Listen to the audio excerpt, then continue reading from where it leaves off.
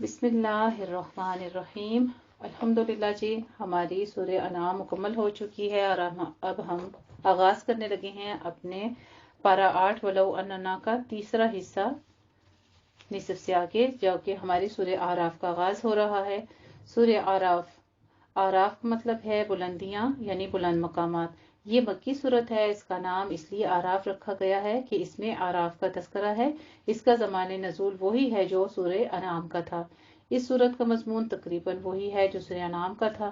اس کا مرکزی مقصد دعوت رسالت کو انذار و تذکیر کے ذریعے اجاگر کرنا ہے، دعوت حق کا انکار اور بدعملی کرنے والوں کو اس کے نتائج سے خبردار کرنا، اور اس میں بہت ساری نصیحتوں کے ذریعے غفلت میں پڑے ہوئے لوگوں کو بیدار کیا گیا ہے۔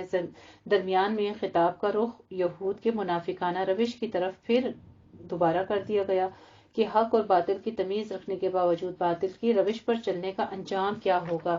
اور آخری حصے میں حضرت نبی کریم صلی اللہ علیہ وآلہ وسلم اور صحابہ کرام رضی اللہ تعالیٰ عنہم اجمعین کو حکمت اور تبلیغ کے ساتھ متعلق جتنے بھی چند احکام تھے، اللہ رب العزت کے ہدایات تھیں، وہ دی گئی ہیں۔ خاص طور پر مخالفین کی اشتعال انگیزیوں کے مقابلے میں صبر و استقلال، عزم و ثبات سے کام لینے کی تلقین کی گئی ہے تاکہ دعوت کو نقصان نہ پہنچ سکے۔ دعوت حق کی راہ میں چلنے والوں کو نصیحت کی جا رہی ہے کہ یہ معاملے بڑے عزم، عزیمت اور صبر و استقلال کا معاملہ ہے، یعنی انسان اس سے بے صبری سے کام نہیں لے سکتا۔ اس راہ میں مشکلات، آزمائش کا آنا ناگزیر ہے، لیکن آخرکار حق کی فتح مندی جو ہے وہ اٹل ہے۔ لہٰذا ضروری ہے کہ مشکلات جتنی بھی آ جائیں، دل میں تنگی نہیں آنی چاہیے اور افسردہ خاطر نہیں ہونا چاہیے۔ آگے انشاءاللہ تعالیٰ پھر مشرکین عرب کا تذکرہ ہے، تو آغاز کرتے ہیں اپنے سورہ اعراف کا۔ اعوذ باللہ من الشیطان الرجیم، بسم اللہ الرحمن الرحیم، الف لام میم صاد، کتاب انزل الیک فلا یکن فی صدرک حرج منہ لتنذر به وذکری للمؤمنین، اتبعوا ما انزل الیکم من ربکم ولا تتبعوا من دونه اولیاء قلیلا ما تذکرون۔ سورہ اعراف جو کہ مکی صورت ہے، اور اس صورت کے 24 رکوع ہیں، 206 آیات ہیں، اور اس کے 39 جو ہیں 7 ہمارے پاس رکوع ہیں۔ 7ویں نمبر پر یہ صورت آ رہی ہے، اس کے 39 رکوع ہیں ہمارے پاس۔ الحمدللہ جی، سورہ اعراف میں تذکرہ جو ہے آپ کو مختصر خلاصہ کے طور پر بتا چکی ہوں کہ قرآن حکیم کی طویل ترین صورت مکی ہے یہ، اور سورہ انعام کے ساتھ چونکہ اس کا تذکرہ وابستہ ہے، تو الف لام میم صاد یہ حروف مقطعات ہیں۔ یہ کتاب ہے اے نبی کریم صلی اللہ علیہ وآلہ وسلم جو آپ پر نازل کی گئی ہے، تو نہیں ہونی چاہیے آپ کے دل میں کچھ تنگی اس کی وجہ سے۔ یہ تو اس لیے ہے تاکہ اس کے ذریعے سے آپ صلی اللہ علیہ وآلہ وسلم خبردار کریں، اور یہ یاد دہانی ہے اہل ایمان کے لیے، تو پیروی کرو اس کی جو نازل کیا گیا تمہاری طرف تمہارے رب کی جانب سے۔ حکم کیا دیا جا رہا ہے؟ اس کی پیروی کرو جو نازل کیا گیا تمہارے رب کی طرف، اور مت پیروی کرو اس کے سوا دوسرے سرپرستوں کی۔ کم ہی ہیں جو نصیحت تم حاصل کرتے ہو، تم کتنی ہی بستیاں ایسی ہیں جنہیں ہم نے ہلاک کر دیا، تو ان پر آ پڑا ہمارا عذاب، جو وہ رات کو سو رہے تھے، جب دوپہر کو قیلولہ کر رہے تھے، تو پھر ان کی پکار اس کے سوا کچھ نہیں تھی جب ان پر ہمارا عذاب آ پڑا کہ ہائے ہماری شامت، انا کنا ظالمین، بے شک ہم ہی ظالم تھے، بس ہم لازماً پوچھ کر رہیں گے ان سے بھی جن کی طرف ہم نے رسولوں کو بھیجا، اور لازماً پوچھ کر رہیں گے رسولوں سے بھی، پھر ہم ان کے سامنے احوال بیان کریں گے علم کی بنیاد پر، اور ہم کہیں گے غائب تو نہیں، یعنی ہم کہیں غائب تو نہیں ہوئے تھے۔ یہ اللہ رب العزت فرماتے ہیں کیا کہ ہم علم کی بنیاد پر ان کے ساتھ بات کریں گے، تو ہمیں بھی کیا کرنا چاہیے؟ جب کسی سے بات کریں تو علم کی بنیاد پر ہی کرنا چاہیے۔ فَمَن ثَقُلَتْ مَوَازِينُهُ، اس روز وزن ہوگا حق میں یا وزن ہی فیصلہ کن ہوگا. تو جس کے پلڑے بھاری ہوں گے تو وہی لوگ فلاح پانے والے ہوں گے. اب پھر ہمیں فَأُولَٰئِکَ هُمُ الْمُفْلِحُونَ جو پارہ سورہ بقرہ میں آغاز ہوا اولئک هم المفلحون، یہاں پہ کون لوگ تذکرہ کیے جا رہے ہیں؟ فلاح پانے والے ہوں گے جن کے نام اعمال جو ہیں اس کے وزن بھاری ہوں گے. ومن خفت موازینہ، اور جس کے پلڑے ہلکے ہوں گے تو یہی وہ لوگ ہوں گے جنہوں نے اپنے آپ کو ہلاک کر لیا بسبب اس کے کہ وہ ہماری آیات سے ناانصافی کرتے رہے. اور دیکھو انسانوں، ہم نے تمہیں زمین میں تمکن کا عطا فرمایا اور اس میں تمہارے لیے معاش کے سارے سامان رکھ دیے. قلیلا ما تشکرون، لیکن بہت ہی کم ہے جو تم شکر کرتے ہو. اور ہم نے تمہیں تخلیق کیا، پھر تمہاری تصویر کشی کی، پھر ہم نے کہا فرشتوں سے کہ جھک جاؤ آدم علیہ السلام کے سامنے، تو سجدہ کیا سب نے سوائے ابلیس کے، نہ ہوا وہ سجدہ کرنے والوں میں سے. اللہ سبحانہ و تعالیٰ نے فرمایا کس چیز نے تمہیں روکا ہے کہ تم نے سجدہ نہیں کیا جبکہ میں نے تمہیں حکم دیا تھا؟ یعنی آدم علیہ السلام کو سجدہ کیا آدم علیہ السلام نے کہا تھا؟ نہیں نا، صرف علم کی بنیاد پر اللہ نے ان کو فضیلت بخشی، اور یہ حکم تو اللہ کا تھا جو کہ اس نے نافرمانی کی. اس نے کہا میں اس سے بہتر ہوں، مجھے تو نے بنایا ہے آگ سے، اس کو بنایا ہے مٹی سے. اللہ سبحانہ و تعالیٰ نے فرمایا بس اتر جاؤ اس سے، تم یہ حق نہیں تھا کہ تم اس میں تکبر کرو، بس نکل جاؤ، یقیناً تم ذلیل و خوار ہو. اس نے کہا اے اللہ مجھے مہلت دے اس دن تک جس دن زندہ کر کے اٹھائے گا تو، الی یوم یبعثون، جس دن اکٹھا کر دیے جائیں گے یعنی دوبارہ زندہ کر کے اٹھائے جائیں گے. فرمایا ٹھیک ہے جاؤ، تمہیں مہلت دے دی گئی ہے. اس نے کہا پروردگار تو نے وہ مجھے آدم علیہ السلام کی وجہ سے گمراہ کیا ہے، تو اب میں لازماً ان کے لیے گھات میں بیٹھوں گا تیری سیدھی راہ میں، پھر میں ان پر حملہ کروں گا ان کے سامنے سے اور ان کے پیچھے سے اور ان کے دائیں اور ان کے بائیں سے، اور تو نہیں پائے گا ان کی اکثریت کو شکر کرنے والا. یعنی ہمارا اللہ تعالیٰ کی نعمتوں کا مل جانا جو ہے یہ اللہ کی طرف سے ہے، اور پھر ان احکامات جو کہ ہمیں پتہ چل چکے ہیں ان پر عمل نہ کرنا، اس کے بغیر زندگی بسر کرنا کیا ہے؟ ناشکراپن ہے. تو یہ کس کا عمل ہے؟ جو شیطان کرواتا ہے سیدھے راستے میں بیٹھ کر. اللہ سبحانہ و تعالیٰ نے فرمایا نکل جاؤ اس میں سے برے حال میں مردود ہو کر، ان میں سے جو تیری پیروی کریں گے تو میں انہیں اور تم کو اکٹھا کر کے تم سب سے جہنم کو بھر دوں گا. اور پھر ہم نے آدم علیہ السلام سے کہا کہ اے آدم رہو جنت میں، اور تم اور تمہاری بیوی کھاؤ پیو اس میں سے جہاں سے تم دونوں چاہو، اور ہاں اس درخت کے قریب مت جانا ورنہ تم ظالموں میں سے ہو جاؤ گے. بعض لوگ اس درخت سے کیا مراد لیتے ہیں کہ یہ گندم کا تھا یا جس بھی چیز کا نام لیتے ہیں، لیکن کوئی تذکرہ دیکھیں قرآن مجید میں ملتا نہیں ہے کہ وہ کس چیز کا درخت تھا، بس اس درخت کی طرف کہا گیا، اتنے الفاظ ہیں.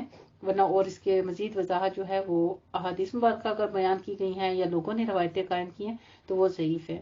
تو شیطان نے ان دونوں کو وسوسہ میں ڈالا تاکہ ظاہر کر دے ان پر جو ان سے پوشیدہ تھیں ان کی شرمگاہیں، اور اس نے کہا وسوسہ اندازی کی ان کے اندر، یعنی اس چیز کے وسوسے ڈال دیے کہ نہیں روکا آپ دونوں کو آپ کے رب نے اس درخت سے مگر اسی لیے کہ کہیں آپ فرشتے نہ بن جائیں یا کہیں ہمیشہ ہمیشہ رہنے والے نہ ہو جائیں. اور اس نے قسمیں کھا کھا کر ان کو یقین دلایا کہ میں اب آپ دونوں کے لیے بہت ہی خیر خواہ ہوں. تو اس نے دھوکے میں ان کو مائل کر ہی لیا. تو جب دونوں نے چکھ لیا اس درخت کے پھل کو تو ظاہر ہو گئیں ان پر ان کی شرمگاہیں، اور وہ لگے گاٹنے جنت کے درختوں کے پتوں کو اپنے اوپر لباس بنانے کے لیے. دیکھ لیجئے یہ انسان کی فطرت ہے. آدم علیہ السلام حوا علیہ السلام نے کیا جب ان کے جسم کے اعضاء نمایاں ہوئے. آج ہمارے لوگ معاشرے میں دیکھ لیجئے کہ لوگ جو ایسا لباس پہنتے ہیں جس میں سے جسم عریاں ہو رہا ہوتا ہے، کیا وہ انسان ہے؟ پھر وہ تو جانور ہوئے نا. انسان کی کیا فطرت ہی پیدائشی فطرت یہ بتائی جا رہی ہے کہ ان کو جیسی ان کے جسم کے حصے نظر آئے تو انہوں نے اپنے اوپر پتوں کو ہی لباس بنا لیا، لیکن لباس اوڑھ لیا تھا. اور اب آوازاری ان دونوں کو ان کے رب نے کیا اور اس میں سے تمہیں منع کیا تھا اس درخت سے. اور کیا میں نے تمہیں یہ نہیں کہا تھا کہ شیطان تم دونوں کا کھلا دشمن ہے؟ اس پر وہ دونوں پکار اٹھے ربنا ظلمنا. بہت ہی خوبصورت دعا ہے اپنے گناہوں کا اقرار کرنے کے لیے. اللہ رب العزت بہت بخش دیتے ہیں، بہت معاف کر دیتے ہیں جب انسان اپنی غلطی کا اقرار کر لیتا ہے. اور یہی الفاظ تھے جو اللہ رب العزت نے آدم علیہ السلام کو سکھائے اور انہوں نے اقرار کر لیا تھا. دعا ہے ربنا ظلمنا انفسنا وَإِن لَّمْ تَغْفِرْ لَنَا وَتَرْحَمْنَا لَنَكُونَنَّ مِنَ الْخَاسِرِينَ۔ انہوں نے دعا کیا کی تھی؟ ان دونوں نے کہا اے ہمارے رب، ہم نے ظلم کیا اپنی جانوں پر، یعنی اپنے جرم کا اقرار کر لیا، کہا اے ہمارے رب، ہم نے ظلم کیا اپنی جانوں پر، اور اگر تو نے ہمیں معاف نہ فرمایا اور ہم پر رحم نہ فرمایا تو ہم تباہ ہونے والوں میں سے ہو جائیں گے۔ اللہ سبحانہ و تعالیٰ نے فرمایا تم سب اتر جاؤ، اب تم ایک دوسرے کے دشمن ہو اور تمہارے لیے زمین میں ٹھکانا ہے اور ضرورت کا ساز و سامان بھی ایک مقرر وقت تک۔ پھر فرمایا کہ اب تم اسی زمین میں زندگی گزارو گے، اسی میں مرو گے اور اسی میں سے تمہیں نکال لیا جائے گا۔ یا بنی آدم قد انزلنا علیکم، اے آدم کی اولاد، ہم نے تم پر لباس اتارا جو تمہاری شرم گاہوں کو ڈھانپتا ہے اور آرائش اور زیبائش کا سبب ہے۔ یہاں دیکھیے ہمیں لباس کے مقاصد پتہ چل رہے ہیں کہ کپڑا ہم پہنتے ہیں تو کپڑا پہننے کا انداز کیسا ہونا چاہیے جو ہمارے جسم کے اعضاء کو پوشیدہ کر لے، چھپا دے، پردے کے لیے اتارا گیا ہے۔ جبکہ آج کل دیکھا جائے تو لباس اتنا ٹائٹ یا اتنا پتلا لباس استعمال ہو رہا ہے، اللہ تعالیٰ پناہ میں رکھے کہ سارا جسم اس میں سے نمایاں ہوتا ہے۔ تو لباس کا مقصد اگر ہمیں سمجھ آ جائے پھر کیا ہے کہ لباس تمہارے لیے ڈھانپنے کے لیے اور تمہاری شرم گاہوں کو چھپانے کے لیے، اور پھر لباس ہمارے جسم کے اوپر کیا ہے، خوبصورتی کا سبب بھی ہے۔ جانوروں کے اوپر آپ نے لباس دیکھا ہے کبھی؟ جو جانوروں کو اکثر لوگ لے کے پال لیتے ہیں، کیٹس وغیرہ کو یا کچھ، تو ان کو بھی کچھ نہ کچھ پہناتے ہیں، لیکن آپ دیکھیں کہ انسان کیسا سجتا ہے نا کپڑا پہن کے، اور ننگا انسان جو ہے اس کو دیکھ کے بھی آنکھوں کو حیا آتی ہے، خود بھی وہ اپنے آپ کو شاید اپنے ضمیر میں برا سمجھتا ہوگا۔ تو یہاں اگر ہم قرآن پڑھیں، قرآن سے ہمیں پتہ چلتا ہے کہ لباس ڈھانپنے کا بھی، اسی لیے آپ دیکھیں کہ قرآن مجید میں عورت کو اور مرد کو بھی ایک دوسرے کا، یعنی ہسبینڈ وائف کو ایک دوسرے کا لباس کہا گیا ہے۔ تو اگر ہم ان آیات مبارکہ کو، ان میننگز کو وہاں پہ ریلیٹ کریں تو ہمیں واضح طور پہ سمجھ پڑتی ہے کہ میاں بیوی جو ہیں وہ بھی ایک دوسرے کا لباس ہیں، یعنی ایک دوسرے کی خامیاں خوبیاں ایک دوسرے کی پردہ پوشی کرنے کا سبب بھی ہیں، ایک دوسرے کی حیا اور جو عفت ہے اس کو بھی سنبھالتے ہیں، اس کو بھی ڈھانپتے ہیں، اور پھر وہ ایک دوسرے کے ساتھ سجتے ہیں، اکٹھے جب ہوتے ہیں ایک دوسرے کی زندگی خوبصورت بنانے کا، زیبائش کا ذریعہ بھی ہیں۔ پھر اس سے بڑھ کر تقوی لباس ہے جو کہ تقوی کا ہو، یعنی جس کے اندر پرہیزگاری بھی ہو۔ ایک عام لباس ہے جو ظاہری لباس ہے، اور ایک باطنی لباس کا ذکر ساتھ ہی آ گیا کہ جو تقوی کا لباس ہے، ذالک خیر، وہ سب سے بہتر ہے، یہ اللہ کی نشانیوں میں سے ہے تاکہ یہ لوگ نصیحت اخذ کریں۔ یا بنی آدم، آدم علیہ السلام کی اولاد، ہم آدم علیہ السلام کی اولاد ہی ہیں نا۔ ہمارے ساتھ ایک اور انداز میں اللہ رب العزت یا ایھا الناس کہہ کے بھی پکارا، عام لوگوں سے خطاب۔ اسی طرح یا ایھا الذین آمنوا، ایمان والوں سے خطاب، ہم سے کہہ کر پکارا، اور یا بنی اسرائیل، بنی اسرائیلیوں سے خطاب، یہاں پہ بنی آدم، کل بنی آدم کے ساتھ خطاب ہے۔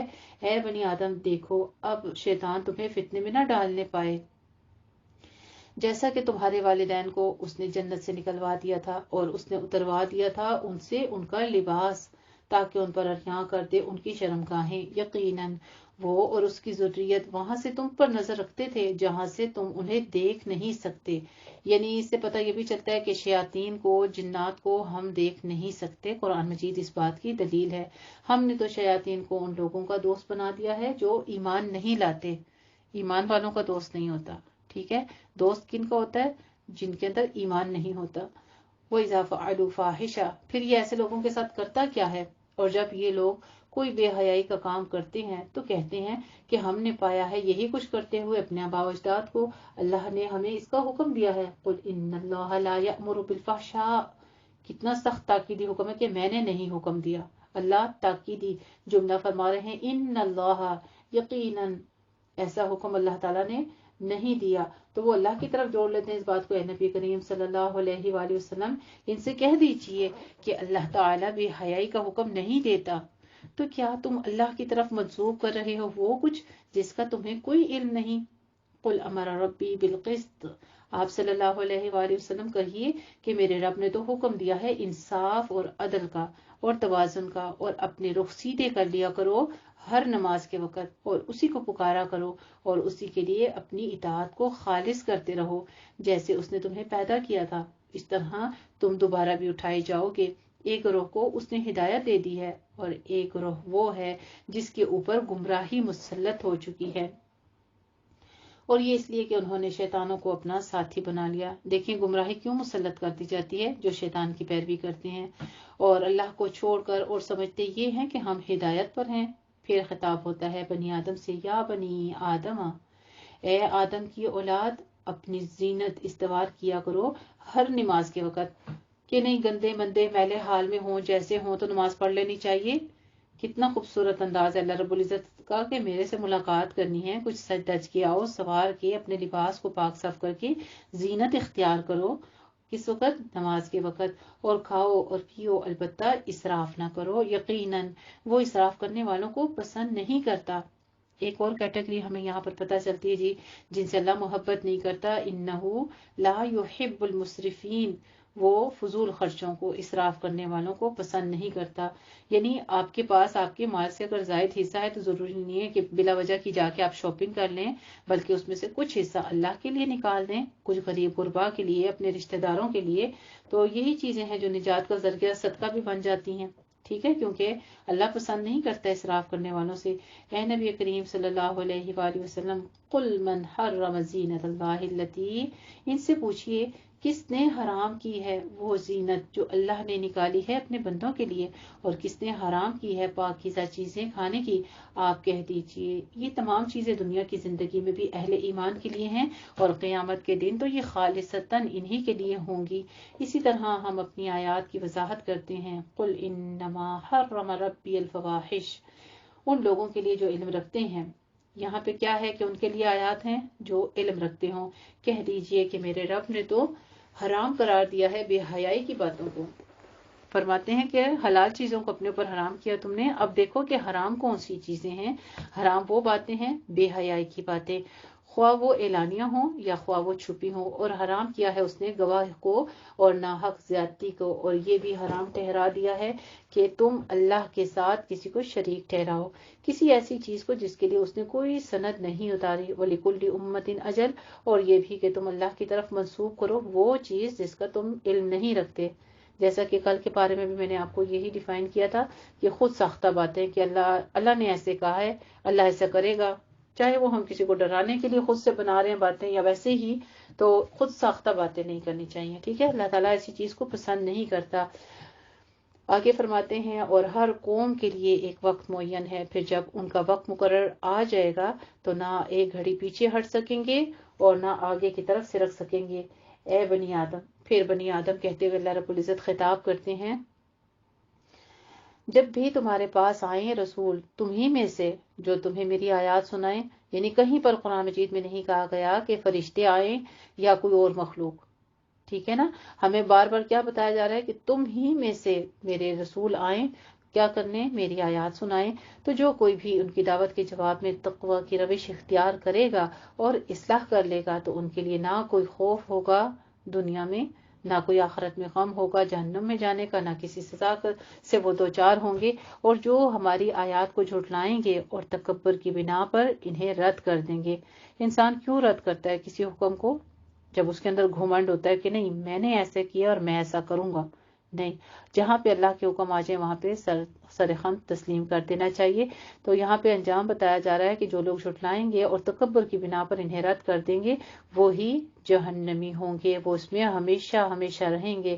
پھر اس شخص سے بڑھ کر ظالم کون ہوگا جو اللہ کی طرف کوئی غلط بات منسوب کرے یا اس کی آیات کو جھٹلائے لیکن دنیا میں ان کو ملتا رہے گا ان کا حصہ۔ یعنی اللہ کی آیتوں کو جھٹلاتے ہیں، دنیا کی زندگی بسر کر رہے ہیں، بس ٹھیک ہے گزارتے جائے، وہاں تو حصہ مل رہا ہے اس میں سے جو ان کے لیے لکھا گیا ہے، یہاں تک کہ جب ان کے پاس ہمارے بھیجے ہوئے فرشتے آ جائیں گے ان کی روحوں کو قبض کرنے کے لیے، تو وہ کہیں گے کہ کہاں ہیں وہ جن کو تم پکارا کرتے تھے اللہ کے سوا؟ وہ کہیں گے کہ وہ سب تو ہم سے گم ہو گئے، اور وہ خود اپنے خلاف ہی گواہی دیں گے کہ واقعتاً وہ کافر تھے۔ قَالَ ادْخُلُوا فِي أُمَمٍ قَدْ خَلَتْ، اللہ سبحانہ و تعالیٰ فرمائے گا اچھا شامل ہو جاؤ جنوں اور انسانوں کی ان امتوں میں جو تم سے پہلے گزر چکی ہیں آگ میں داخل ہونے کے لیے۔ جب بھی کوئی امت جہنم میں داخل ہوگی تو وہ اپنے جیسی دوسری امت پر لعنت کرے گی، یہاں تک کہ جب اس میں سے گر چکیں گے سب کے سب تو ان کے پچھلے کہیں گے اپنے اگلوں کے بارے میں کہ اے ہمارے رب، یہی لوگ ہیں جنہوں نے ہمیں گمراہ کیا تھا، تو ان کو دگنا عذاب دے آگ میں سے۔ اللہ سبحانہ و تعالیٰ فرمائے گا تم سب کے لیے ہی دگنا عذاب ہے، لیکن تمہیں اس کا شعور نہیں ہے۔ وقالت اولاہما لاخراہم فما کان لکم، اور ان کے اگلے پچھلوں سے کہیں گے کہ تمہیں بھی تو ہم پر کوئی فضیلت حاصل نہیں ہو سکی، لہٰذا اب چکھو مزہ عذاب کا اپنے کرتوتوں کے بدلے میں۔ یقیناً جن لوگوں نے ہماری آیات کو جھٹلایا اور تکبر کی بنا پر ان کو رد کیا۔ پھر بتایا جا رہا ہے کہ تکبر کی بنا پر انسان رد کرتا ہے اللہ کے احکام کو، ان کے لیے کیا ہے، ان کا انجام بتایا جا رہا ہے۔ ان کے لیے آسمان کے دروازے کبھی نہیں کھولے جائیں گے اور وہ جنت میں داخل نہیں ہوں گے یہاں تک کہ اونٹ سوئی کے ناکے میں سے گزر جائے۔ اونٹ جیسی چیز کا کتنی بڑی بات کریں اللہ رب العزت کہ اونٹ جیسی چیز سوئی کے ناکے میں سے بھی گزر جائے نا، یعنی اتنا بڑا بھی معجزہ ہو جائے تو بھی اللہ رب العزت ان کو جنت میں داخل نہیں کرے گا۔ اور اسی طرح ہم بدلہ دیتے ہیں مجرموں کو۔ وَكَذَلِكَ نَجْزِي الْمُجْرِمِينَ لَهُم مِّن جَهَنَّمَ مِهَادٌ، ان کے لیے جہنم ہی کا بچھونا ہوگا اور ان کے اوپر اسی کا اوڑھنا ہوگا، یعنی بچھونا یہ کہ اوپر سے بھی آگ برس رہی ہوگی اور اوڑھنا یہ کہ اوپر بھی، اور بچھونا یہ کہ نیچے سے بھی ان کے آگ آ رہی ہوگی، نیچے سے بھی آگ کے شعلے ہوں گے اور اوپر سے بھی آگ کے شعلے۔ وہ اپنے اوپر جو چیز ڈھانپنے کے لیے ہاتھ بڑھائیں گے تو اوپر سے بھی آگ کے شعلے برس رہے ہوں گے، ایسا ہوگا ان کا ٹھکانہ۔ اور اسی طرح ہم ظالموں کو بدلہ دیں گے، اور وہ لوگ جو ایمان لائے، ساتھ ہی ایمان والوں کے لیے خوشخبری کہ جو لوگ ایمان لائے اور جنہوں نے نیک عمل کیے۔ ایمان کے ساتھ عمل صالحہ شرط ہے، صرف ایمان لانا یہ تو اللہ سبحانہ تعالیٰ کا خاص انعام ہے جس کو ایمان کے حال میں پیدا کر دیا، لیکن ایمان لانے کے بعد عمل جو ہے نا، عمل یہ محنت ہمیں خود کرنی ہوگی۔ پھر ان کے لیے کیا ہے، ہم کسی جان کو ذمہ دار نہیں ٹھہرائیں گے مگر اس کی وسعت کے مطابق، وہی ہوں گے جنت والے، اس میں وہ ہمیشہ رہیں گے، ہمیشہ ہمیشہ۔ اور ہم نکال دیں گے جو کچھ ان کے سینوں میں ہوگا، ایک دوسرے کی طرف سے کوئی میل، اور ان کے بالا خانوں کے نیچے نہریں بہتی ہوں گی، اور وہ کہیں گے کل شکر اور کل تعریف اسی کے لیے ہے جس نے ہمیں یہاں تک پہنچا دیا، یعنی اللہ کی حمد و ثنا کریں گے۔ مومنوں کو جب جنت تک لے جایا جائے گا، پھر وہاں کے ان کو کھڑا کر کے نہر طہور جو ہے وہاں سے ان کے دلوں کو نکال کے ان کے سینوں کو پاک کر دیا جائے گا تاکہ اندر یہ جائیں تو مکمل طور پر دلوں میں کوئی میل کچیل نہ ہو۔ سبحان اللہ، یہ بھی اللہ رب العزت کا خاص انعام ہے نا۔ پھر اندر داخل ہوتے ساتھ وہی دعائیہ کلمہ جہاں سے ہمارے اس کتاب کا آغاز ہوتا ہے، جو اللہ رب العزت نے آدم علیہ السلام کو پہلا کلمہ الحمدللہ سکھایا تھا، یہی کلمہ جو ہے جب جنت میں تمام بنی آدم جائیں گے تو پھر وہ کیا کہیں گے، وَقَالُوا الْحَمْدُ لِلَّهِ الَّذِي هَدَانَا لِهَذَا، اللہ کی دی ہوئی ہدایت پر شکر ادا کریں گے کہ اللہ ہمیں ہدایت نہ دیتا تو ہم کیسے یہاں تک پہنچتے، یہ راستہ تو اللہ نے ہمیں دکھایا تھا۔ تو یہ راستہ دکھانے کے لیے ہمیں کیا چیز ہے، کون ہمیں گائیڈ کر رہا ہے، ہمارے پیارے نبی کریم صلی اللہ علیہ وآلہ وسلم اس کتاب کے ذریعے سے ہمیں یہ راستہ دکھا گئے ہیں۔ اللہ سبحانہ تعالیٰ سے دعا کرتے ہیں اہدنا الصراط المستقیم، اور اللہ رب العزت ہمیں اسی راستے پر چلنے کی توفیق عطا فرمائے، اس کو ہمارے لیے جنت تک پہنچنے کا ذریعہ بنا دے، آمین۔ وما كنا لنهتدي لولا ان هدانا اللہ، اور اسی کے لیے ہے جس نے ہمیں یہاں تک پہنچا دیا، اور یہاں تک نہیں پہنچ سکتے تھے اگر اللہ ہی نے ہمیں نہ پہنچا دیا ہوتا۔ یقیناً ہمارے رب کے رسول حق کے ساتھ آئے تھے، اور تب انہیں پکارا جائے گا کہ یہ ہے وہ جنت جس کے تم وارث بنا دیے گئے ہو اپنے اعمال کی وجہ سے۔ یا رب العالمین ہم سب کو نیک اعمال کرنے کی توفیق عطا فرمانا کہ ہمارا بھی ان ورثاء میں نام آ جائے۔ اللہ ہمیں بھی پکارنے والے ایسے ہی ایک دن پکاریں، پر یہ عمل کے ساتھ ہے، اور وہ ہم اپنے رب سے دعا مانگتے ہیں، ہمارا کام صرف نیت کرنا ہے، ہم نے ان اعمال کے لیے نیت کر لی ہے، اللہ رب العزت ہمیں تکمیل تک پہنچائے اور یہ اعمال جو ہیں ہمیں کرنے کی توفیق عطا فرما دے۔ اور جنتی لوگ پکار کر کہیں گے جہنمیوں سے کہ ہم نے تو وہ وعدہ بالکل سچا پایا ہے جو ہمارے رب نے کیا تھا ہم سے، تو کیا تم نے بھی سچا پایا جو وہ وعدہ تمہارے ساتھ رب نے تم سے کیا تھا؟ تو وہ کہیں گے کہ ہاں اس وقت وہ پکارے گا پکارنے والا ان کے درمیان کہ اللہ کی لعنت ہے ظالموں پر، وہ لوگ جو روکتے تھے اور خود بھی رکتے تھے اللہ کے راستے سے، اور اس راستے میں کجی نکالتے تھے، ٹیڑھے راستے نکالتے تھے، اور یہ لوگ آخرت کے منکر ہیں۔ اور ان جنتیوں اور جہنمیوں کے درمیان ایک پردے کی دیوار ہوگی، اور دیوار کی برجوں پر کچھ لوگ ہوں گے جس کو آراف کہا جا رہا ہے۔ سورت کا نام بھی یہی ہے کہ دیوار کی آراف جو ہے یعنی اس کے برج جو ہوں گے وہاں پر کچھ لوگ ہوں گے جو ہر ایک کو ان کی نشانی سے پہچانتے ہوں گے، اور وہ اصحاب اعراف جنت والوں کو پکار کر کہیں گے سلام علیکم، کہ آپ پر سلامتی ہو۔ وہ اس جنت میں ابھی داخل نہیں ہوئے ہوں گے مگر انہیں ان کی بہت خواہش ہوگی، اور جب ان کی نگاہیں پھیر دی جائیں گی اہل جہنم کی طرف تو اس وقت وہ کہیں گے اے ہمارے رب، ہمیں ان ظالموں کے ساتھ شامل نہ کرنا۔ تو جن نعمتوں کا اللہ تعالیٰ نے ہم سے وعدہ کیا تھا وہ ہمیں مل کر رہیں گی انشاءاللہ تعالیٰ، اس کا وعدہ حق ہے اور ثابت ہے۔ اہل اعراف اہل جنت کو دے کر انہیں بطور مبارکباد سلام کہیں گے، اور ان کی اپنی شدید خواہش اور آرزو ہوگی کہ اللہ تعالیٰ انہیں بھی جلد از جلد جنت میں داخل کر دے جو آخرت کو پکار رہے ہوں گے۔ اور جنت کے نظارے کے بعد ان کو جہنم کا منظر بھی دکھایا جائے گا۔ اب یہاں پہ جو اعراف کا ذکر آیا ہے تو یہ ایک دیوار ہے، یعنی کہتے ہیں یہ وہ لوگ ہوں گے کہ جن کے لیے فیصلہ ہو چکا ہے جنت کا بھی، کچھ اعمال ایسے ہیں جو کہ ان کو جہنم کی طرف روکے ہوئے ہیں، اور ایسے بھی ہیں جن کو جہنم سے نکال دیا گیا ہے لیکن ابھی وہ جنت میں داخل نہیں ہوئے، یہ وہ ہوں گے اعراف والے۔